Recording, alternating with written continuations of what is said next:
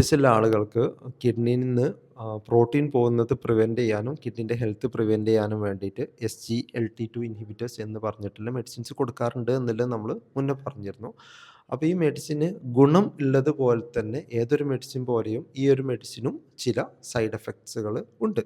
അപ്പോൾ അതാണ് ഈ ഒരു വീഡിയോയിൽ ഞാൻ പറയുന്നത്. അതായത് ഈ SGLT2 ഇൻഹിബിറ്റേഴ്സ്, അതായത് ഈ ഡാപ്പാഗ്ലിഫ്ലോസിൻ, എംപാഗ്ലിഫ്ലോസിൻ തുടങ്ങിയ മെഡിസിൻസ് നമ്മളെ ഷുഗറിനെ മൂത്രത്തിലൂടെ പുറത്തോട്ട് കളയാണ്. അപ്പോൾ അതുകൊണ്ട് തന്നെ നിങ്ങളുടെ മൂത്രത്തിൽ കൂടുതൽ ഷുഗർ ഉണ്ടാവുകയും അതുവഴി ചില ആളുകൾക്ക് യൂറിനിൽ അടിക്കടി അണുബാധകൾ വരാനുള്ള സാധ്യത കൂടുതലാണ്. അതാണ് ഈ ഒരു മെഡിസിൻ്റെ ഒരു സൈഡ് എഫക്റ്റ്. അപ്പോൾ നിങ്ങൾ ഈ ഒരു മെഡിസിൻ കഴിക്കുന്നുണ്ടെങ്കിൽ ഒന്ന് നിങ്ങളെ ഹൈജീൻ, വൃത്തി നന്നായിട്ട് മെയിൻറ്റെയിൻ ചെയ്യണം.